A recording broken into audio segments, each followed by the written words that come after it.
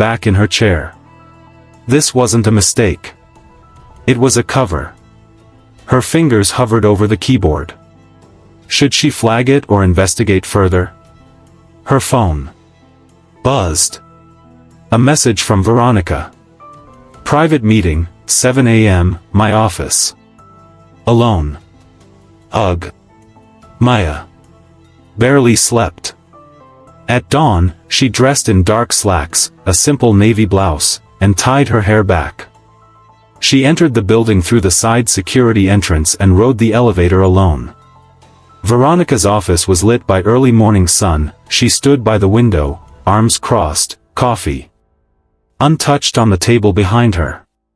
"You found it," she said without turning. "I haven't said anything," Maya replied. "You don't have to. The system log searches. I got the alert." Maya stepped closer. "What is it?" "A payment disguised. It was pushed through just before the Sheikh's first U.S. visit. Some on the board wanted to sweeten the deal in advance. I only found out 2 weeks ago. And I've been quietly gathering what I can, but I needed someone they wouldn't suspect, someone they thought was too new, too unimportant." Maya's breath caught. "You used me." Veronica turned. "I trusted you." "That's not the same." "No," Veronica said quietly. "It isn't. But Miato, you know how many people in this building would rather let this disappear than risk a scandal? It's not just fraud, it's betrayal to the Sheikh, to our partners, and to the people who trusted this company." Maya looked down at her hands. "What happens now?" "I need you to finish what you started.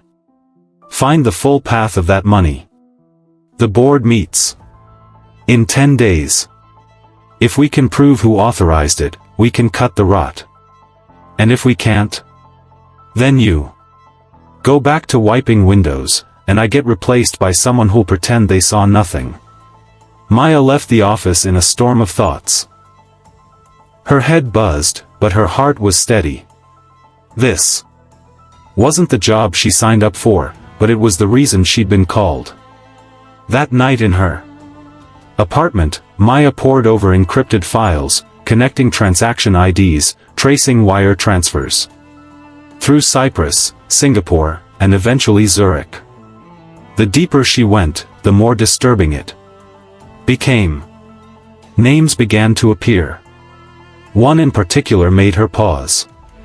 Philip Warren, the same man who warned her about truth's sharp edges. She snapped a photo of the file with her secure phone, encrypted the image, and sent it to Veronica. 1 minute later, her screen went black. A shutdown, system override. She stared at the dark monitor in the hallway outside her apartment. Footsteps echoed. Someone new. Maya didn't move.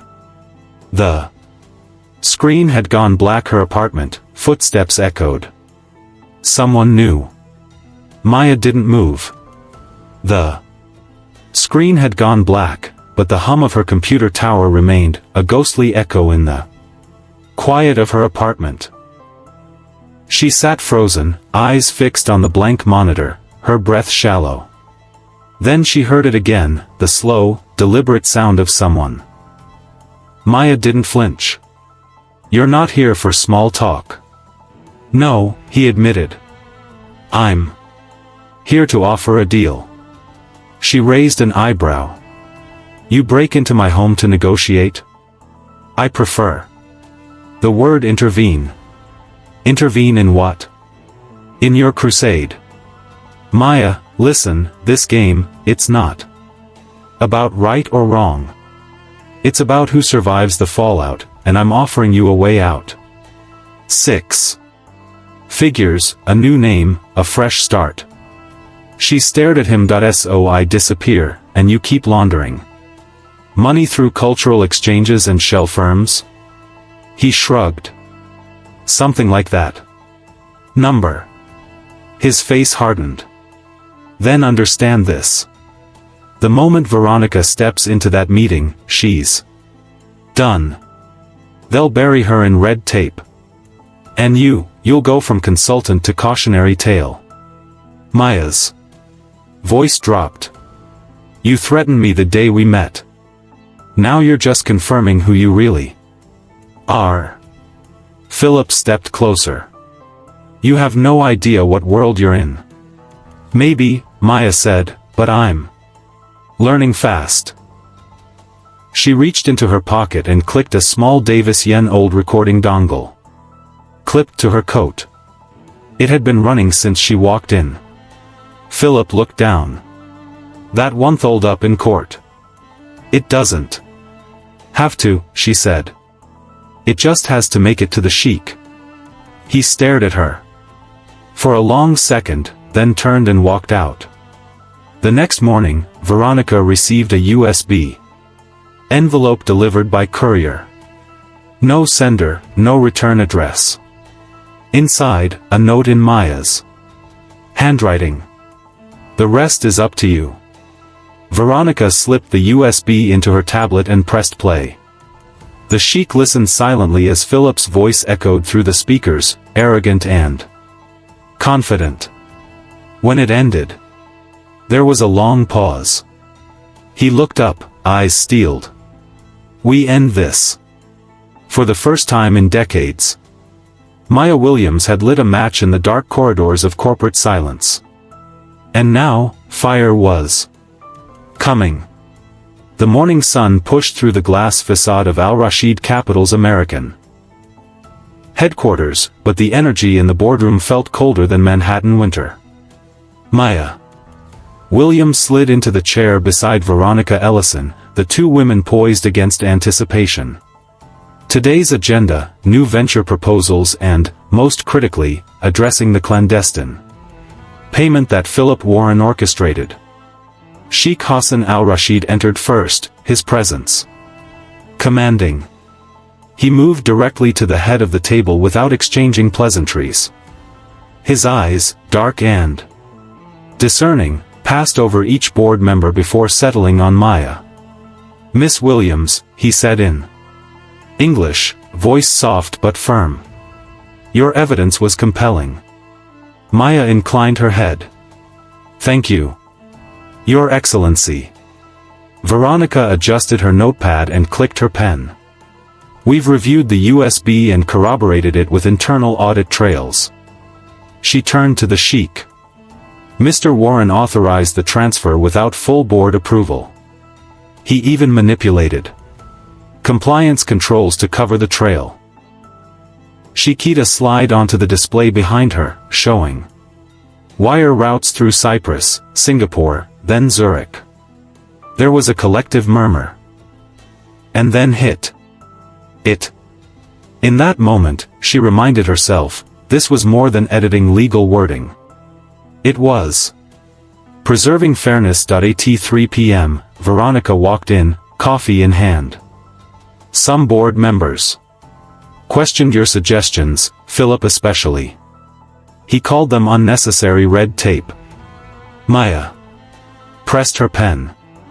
I'm not here to slow things, just to ensure clarity. Veronica smiled. That's all that matters. She called it red tape, said a firm voice beside her. Angelina Park, a senior compliance officer, stepped in. Someone needs to ask, why do these clauses keep surfacing in new deals? Maya nodded at Angelina. That's exactly why I flagged them. Angelina glanced at the screen, then at Maya. Good work. The afternoon progressed, with Maya's comments rolling back to legal counsel. She was invited to speak up. She explained cultural differences from Gulf legal traditions, whose vague phraseology sometimes masks discretionary powers. She emphasized that in a Western corporate environment, transparency needed specificity. Each phrase she offered was met with nods from Gulf advisors and cautious curiosity from American counsel. At 5:30, the Meeting ended. Veronica and Maya left together. Outside, Veronica slipped an arm through Maya's. You built a bridge today, but the foundation is still shaky. Maya exhaled. I saw the same issue in the first contract. I just didn't expect it to be systematic. Veronica shook her head. This goes deeper. But we'll patch each leak one clause at a time. At her apartment that evening, Maya prepared dinner, a bowl of lentil soup, crusty bread, herbal tea. She turned on soft NPR. Background noise. The news reported low market volatility, yet her world was volatile enough. Maya poured soup into 2 bowls, then hesitated, then ate half of each. She sipped tea and watched the city lights flicker. She thought of her father's briefcase, the one she kept tucked under her, how he once said, "A bridge doesn't protect you from the storm. It lets you cross it." Tomorrow, there would be more decks, more clauses, but tonight, she crossed 1 more mile of the journey, because a bridge, once built, must stand. By the 3rd week of Maya Williams' consulting tenure, something shifted not just in the walls of Al Rashid Capital, but within Maya herself. She no longer walked through the building unnoticed. Security guards greeted her with measured nods.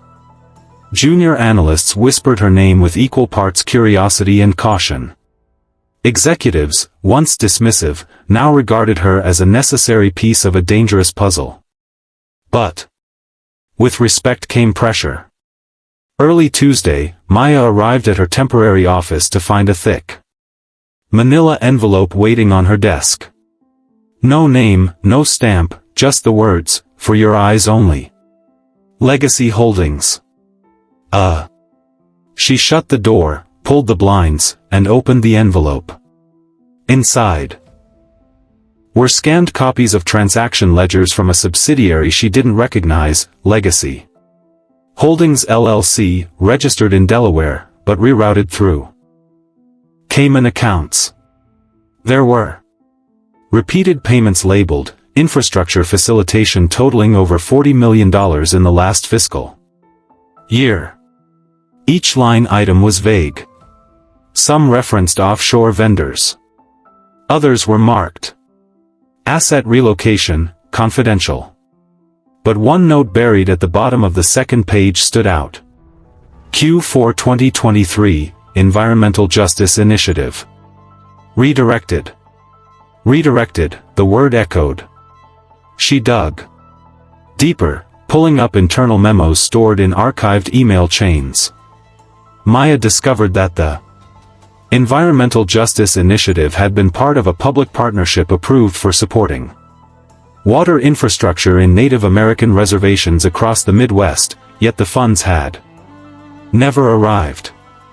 Instead, the redirection flowed to a private equity firm owned with ties to Philip Warren's college roommate. Her chest tightened. This wasn't just corporate fraud. It was moral theft, money stolen from communities with poisoned wells and crumbling pipelines. She needed verification. Maya emailed Angelina Park and Amal Farid for a discreet meeting in the back cafe of the building. That afternoon, the 3 women sat in a booth tucked behind a potted fern wall. Maya slid the pages across. This came anonymously. Legacy Holdings. Cayman. Reroutes. $40 million. It should have funded tribal clean water. Amal scanned the pages, her eyes narrowing. That firm, I've seen it mentioned in our London files. Angelina leaned forward. You said redirected? To where? A shell firm in Nevada owned by Northbriar Equity. Guess who sits on their advisory board? Warren, they both answered in unison. Amal whispered, he's more embedded than we thought. Angelina bit her lip. We need this on Record. We go to the Sheikh again. Maya shook her head. Not yet. If we go now, Warren will bury it before we finish connecting the trail. We need hard, irrefutable evidence, not just traces. Amal tapped her pen. There's a retired financial controller, Elijah Rowe. He used to handle internal audits before he got pushed out during a restructuring. He might have originals. Maya nodded slowly. Can you reach him? Angelina offered. I'll try. He trusted me. Once. 3 days later, Maya, Amal, and Angelina sat in Elijah Rowe's modest townhouse in Queens. He was in his 70s, weathered, white beard neatly trimmed, and wore a thick cable-knit sweater. His home smelled of lemon polish and old paper. I knew this day would come, Elijah said, pouring tea. They thought I was too old, too slow. Truth is, I kept copies not for revenge, for justice. He disappeared into a back room and returned with a dusty lockbox. Inside were ledgers, emails, and internal memos dating back 5 years, all tied to legacy holdings and the EJI funding. This is your smoking gun, he said. But be careful. Philip Warren isn't alone. Some of the names you'll find, they go higher than board level. Maya opened one ledger and felt a chill. Among the names was someone unexpected, Harold Covington, the firm's legal counsel and a personal friend of Sheikh Hassan's. Her heart pounded. If we name him, it'll shake everything. Elijah looked her in the eye. Then shake it, or this all happens again. That night, Maya reviewed every document. She connected timelines, flagged key transfers, and mapped the connections between legacy holdings, North Briar equity, and compromised accounts. She built a master file encrypted and backed up on 3 separate drives. In her notes, she labeled the final folder, the unseen ledger. At dawn, Maya sent one copy to Veronica, another to Amal and Angelina, and one to a secure external legal advisor that Elijah recommended, a former federal prosecutor turned corporate ethics consultant. Then, she waited. By 10 a.m., she received a reply from Veronica. This will burn down the house. Are you ready? Maya typed back, the house was already on fire. We're just ringing the alarm. She knew what came next. At the following board meeting, Veronica and Maya would present their findings in full. There would be no denials this time. They had signatures, timestamps, email chains, and Elijah's sworn affidavit. But more than that, they had truth, not just corporate truth, moral truth, the kind that shines light into corners people hoped would stay dark. As Maya sat at her desk, sipping bitter black coffee, she looked out at the skyline. The wind rushed through the city, brushing against glass towers and forgotten alleys. Somewhere below, a child drank from a faucet in a reservation school water that might still be unsafe. But perhaps not for long, because someone had finally read the ledger. The boardroom was colder than usual, not in temperature, but in tone. Silence buzzed louder than speech, and the long mahogany table stretched between the accused and the accusers like a chasm.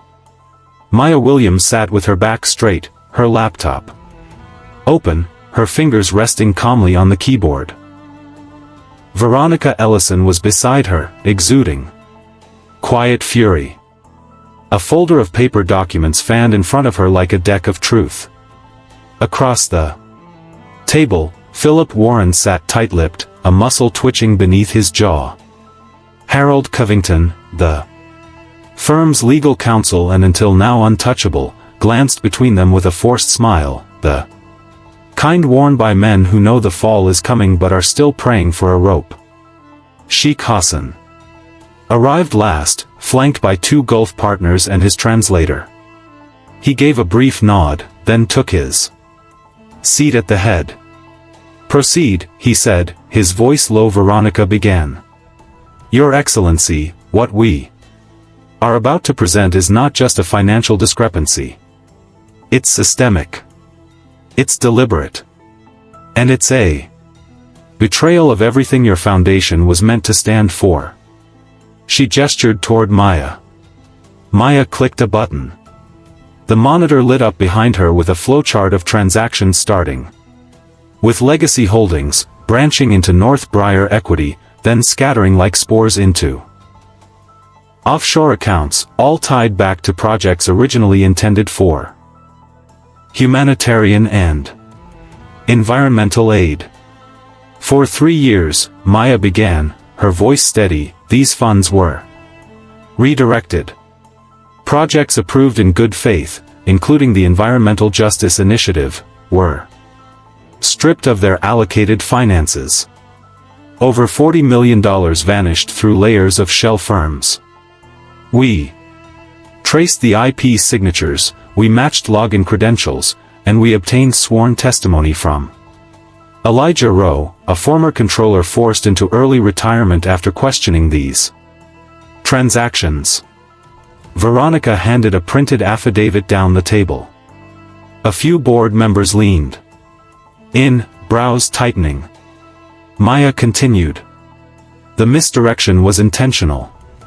Mr. Warren approved payments marked as infrastructure facilitation often weeks before public votes. The oversight was not a clerical error. It was orchestrated. Philip opened his mouth, but Veronica raised a hand. "You'll have your turn." Sheikh Hassan RD, let her finish. Maya clicked again. Another slide appeared, this one showing email correspondences.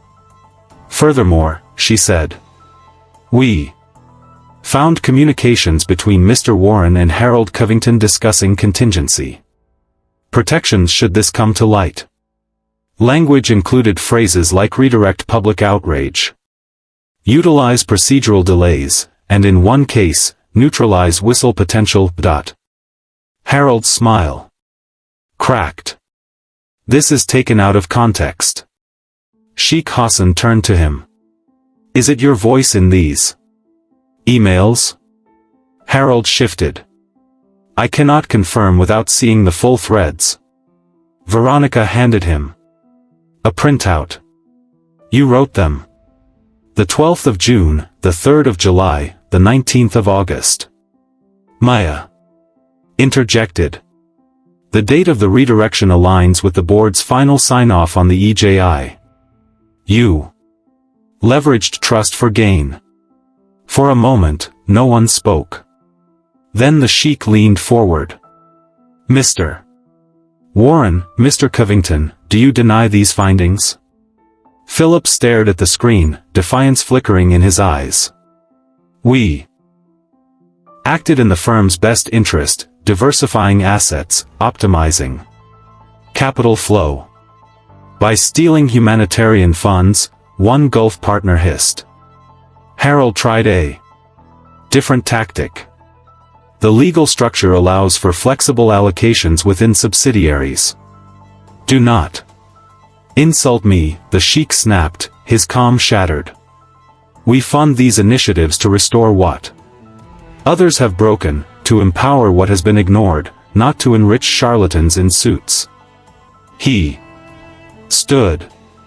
"In accordance with Clause 7.4 of the Board Governance Charter, I am enacting emergency oversight and immediate suspension of both Mr. Warren and Mr. Covington.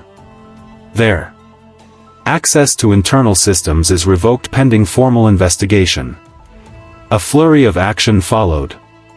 IT personnel entered the room. Philip's laptop was taken. Harold's phone was confiscated. Maya watched them both shrink. Not physically, but spiritually. The curtain had dropped. The act was over. Veronica whispered to Maya, "We did it." But Maya wasn't celebrating yet. Her eyes swept the room. She knew enough to recognize that snakes don't always slither out in the open. Some stay quiet. And wait. After the meeting, the Sheikh requested a private word with Maya. Inside his personal office, a sun-drenched suite lined with books and Middle Eastern art, poured her tea himself. "You have served this firm with more integrity in weeks than some have in years," he said. "Why did you fight so hard?" Maya hesitated. "Because I've lived in places where justice was an afterthought, and I won't let it stay that way if I can help it." The Sheikh nodded slowly. "There is strength in that pain. I see it." He handed her a small envelope. "My team will offer you a permanent advisory position, full clearance, equal voice." Maya opened the envelope, but didn't look inside. "Thank you, but I need time to think." "I respect that." That night, Maya sat on her fire escape, the city glowing beneath her. The air was cool. Somewhere in the distance, church bells rang. She looked at the envelope again, then set it aside. Her father's old compass sat beside her, the same one he carried through civil rights marches. This victory wasn't just hers.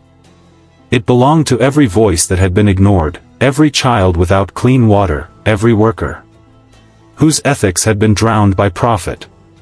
And as she looked into the night, Maya knew this was just the beginning. The reckoning was here. And the ledger was no longer unseen. The following morning, the hallways of Al Rashid Capital buzzed with an energy that was neither relief nor celebration. It was uncertainty. Philip Warren and Harold Covington were